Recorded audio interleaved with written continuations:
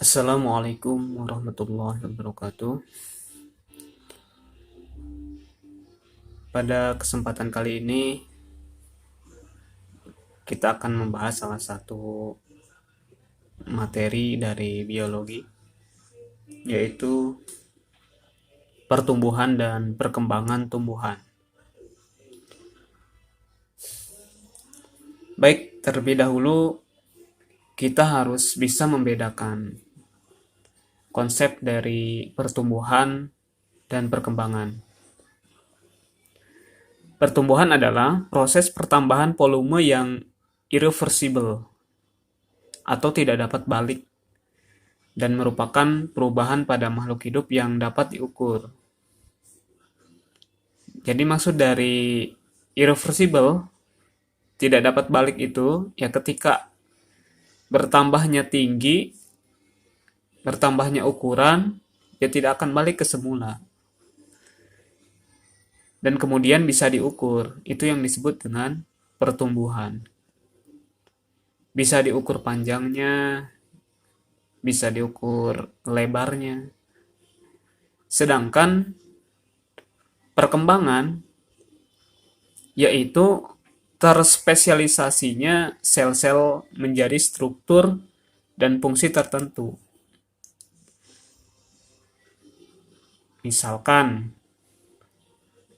terjadinya bunga, terdapatnya bunga, kemudian eh, pada pohon dia mengalami pembuahan. Itu disebut dengan salah satu contoh perkembangan. Ini contoh yang ada di gambar pada pohon mangga. Di gambar yang pertama, ini pohon mangga saat berumur 1 tahun. Dan kemudian ketika dia mengalami pertumbuhan dan perkembangan, jadi pertumbuhan dan perkembangan itu selalu beriringan. Nah, ketika tumbuh bertambahnya volume, bertambah tinggi, diiringi juga dengan perkembangan, dengan bertambahnya jumlah daun, dan lain sebagainya. Nah, terlihat di sini pohon mangga ketika berumur sudah 5 tahun. Ada perbedaan dari jumlah daun, kemudian dari tinggi batang, dan lain sebagainya.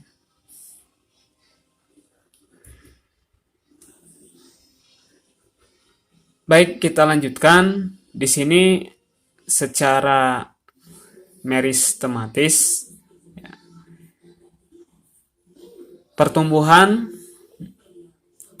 bertambah tinggi karena yang pertama bertambahnya atau pertambahan jumlah sel sebagai hasil pembelahan mitosis pada meristem. Meristem ini adalah titik tumbuh. Nah, di titik tumbuh primer dan sekunder. Jadi kalian bisa perhatikan di sini ada gambar sayatan dari batang, gitu ya. Terdapat titik tumbuh, ya, atau akibat aktivitas pembelahan. Nah, titik tumbuh ini terdapat di ujung batang. Ya, di sini ada meristem apikal dan kemudian ada di sampingnya yaitu meristem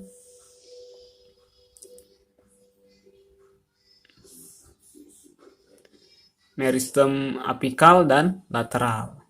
Ya.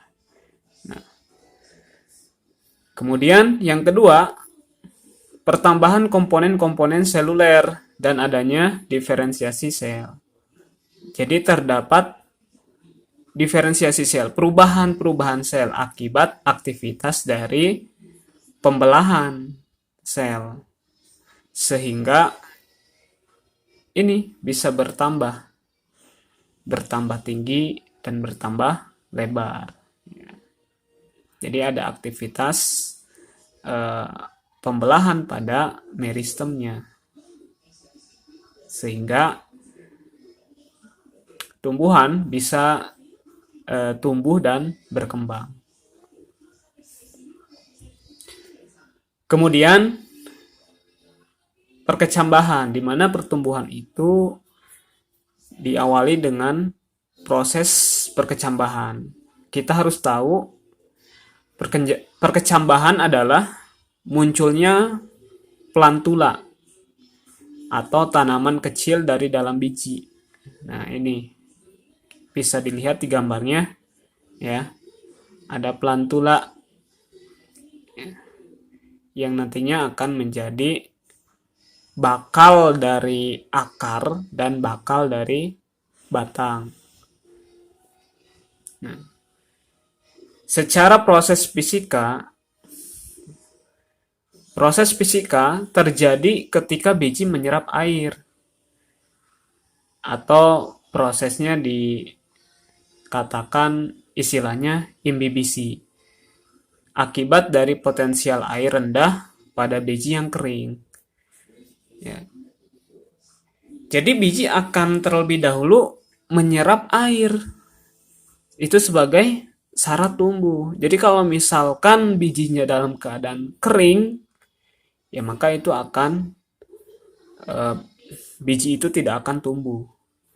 Maka syaratnya harus ada air pada proses perkecambahan. Ya, ini prosesnya ya, bisa diperhatikan dari gambarnya ya.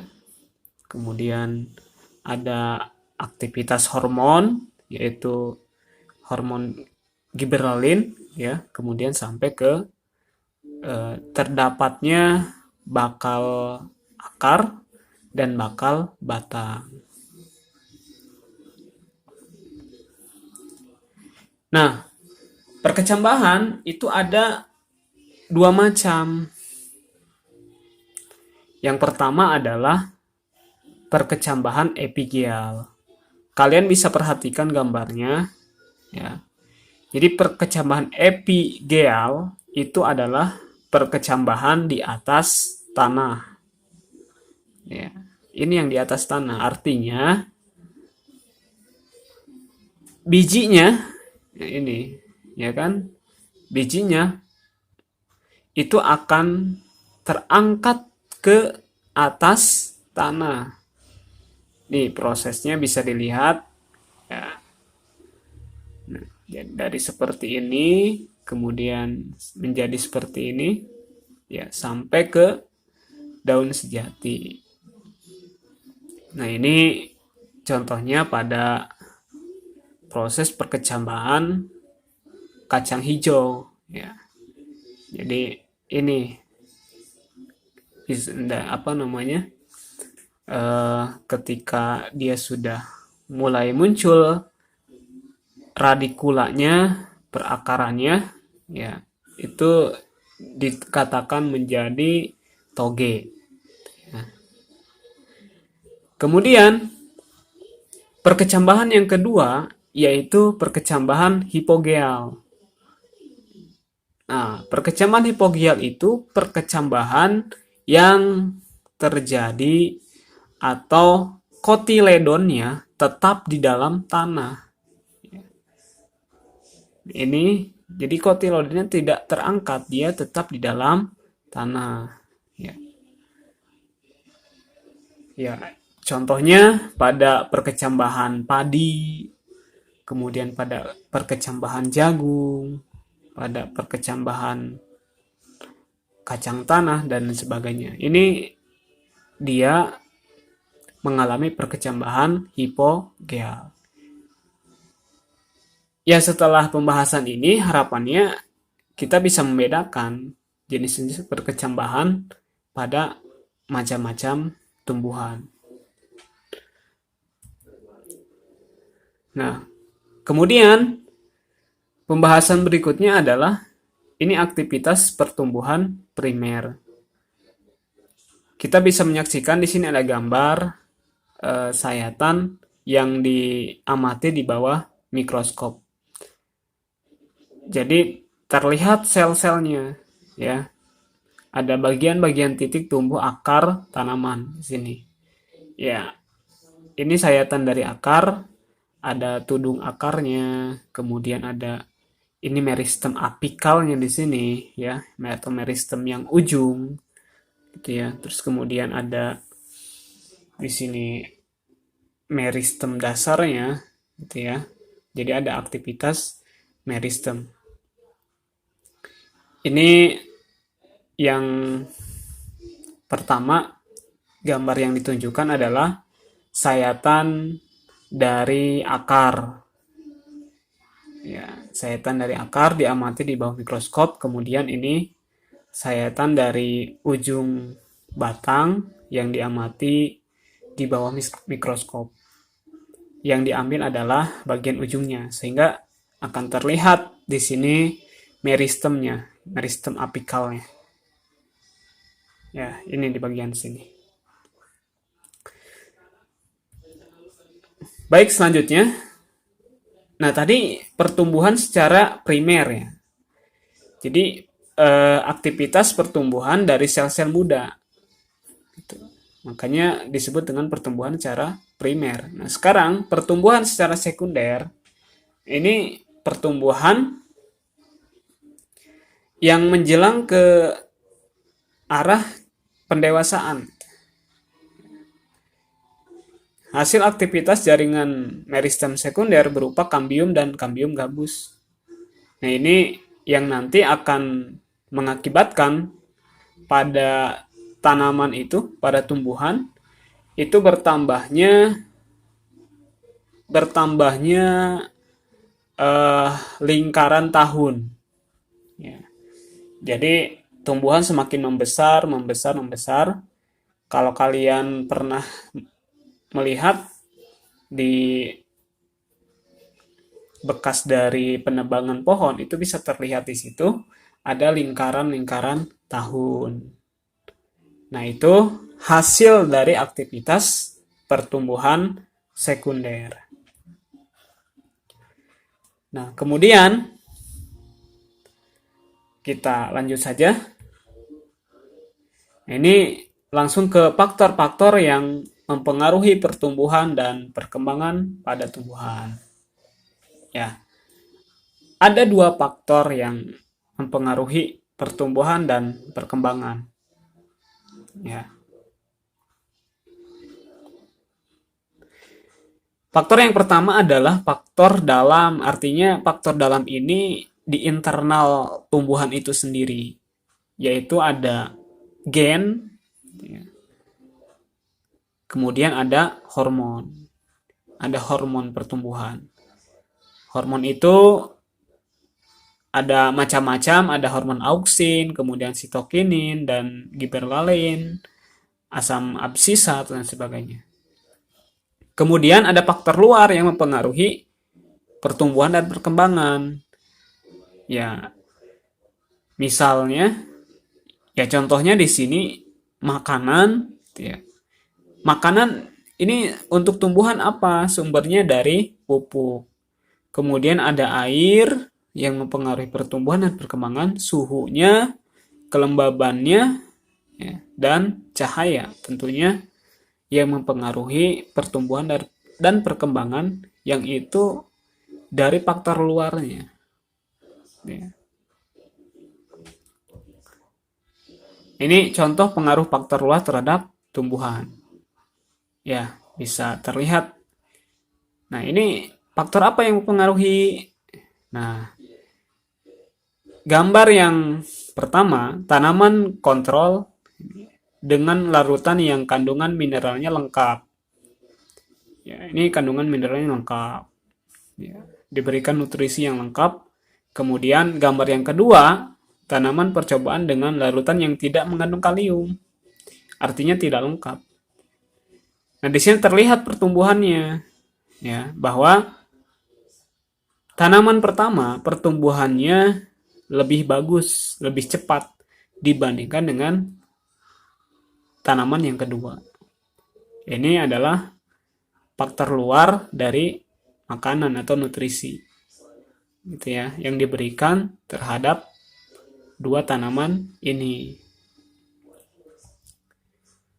Kemudian, nah ini contoh pengaruh faktor luar terhadap tumbuhan, cahaya. Ya, ini tanaman hari panjang, contoh perlakuan pada tanaman hari panjang, ada tanaman hari pendek. Ya, ada malam dan siang. Nah, di sini terlihat tumbuhan hari pendek berbunga jika malam lebih panjang daripada siangnya. Tumbuhan hari panjang berbunga jika siang lebih panjang dari malamnya. Jadi, di sini adalah pengaruh dari cahaya itu. Ya. Jadi, cahaya yang menunjang untuk dua tanaman tersebut. Sehingga efeknya akan berbeda. Ini contoh pengaruh faktor dalam terhadap tumbuhan. Ya. Di dalam tumbuhan tadi ada gen, kemudian ada hormon. Ya, ini yang akan mempengaruhi pertumbuhan. Ya. Sehingga pertumbuhan pada macam-macam tanaman itu akan berbeda. Karena tadi dipengaruhi oleh faktor gen tadi, keturunan gitu ya. Faktor keturunan dari induknya dan juga ada faktor hormon gitu.